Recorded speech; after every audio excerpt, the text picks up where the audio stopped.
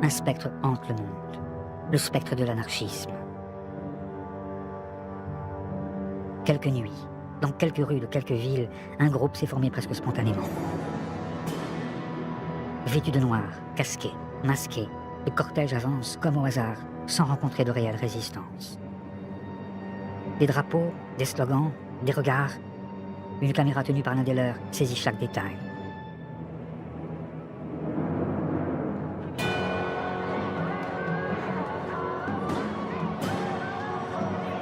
Soudain, les barres de fer jaillissent. Mais ce jeune homme qui casse une vitrine, cette femme qu'on entend crier, et lui qui va bientôt graffer « Fuck le système » sur un mur, tous ceux-là qui font une émeute comme on allait jadis au Saturnal, devinent-ils qu'ils incarnent aujourd'hui l'autre grande menace pour les polices occidentales? Et en pratiquant ici la propagande par le fait de l'action directe, qu'ils s'inscrivent, parfois sans le savoir, dans l'histoire longue et méconnue de l'anarchisme.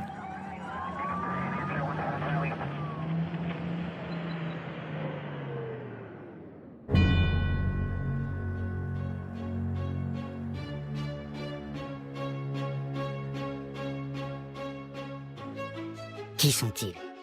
D'où viennent-ils et que pensent-ils, ceux qui hier comme aujourd'hui se disaient anarchistes?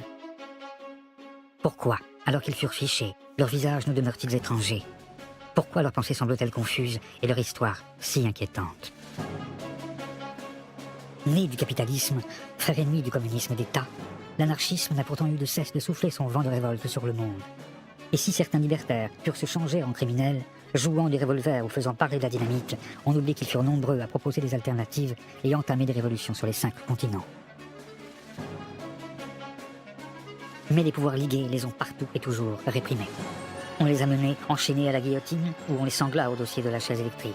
Et le moindre de leurs châtiments ne fut sûrement pas la réduction de leurs gestes à une chronique de faits divers, ni l'effacement de leur victoire dans la mémoire sociale.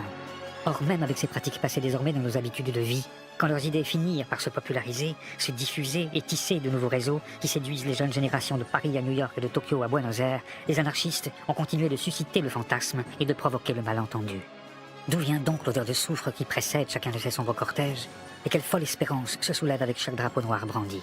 Comment l'anarchisme, qui rêve pour notre vieux monde d'un autre futur et combat depuis plus de 150 ans tous les maîtres et les dieux, nous pose-t-il des questions toujours aussi actuelles?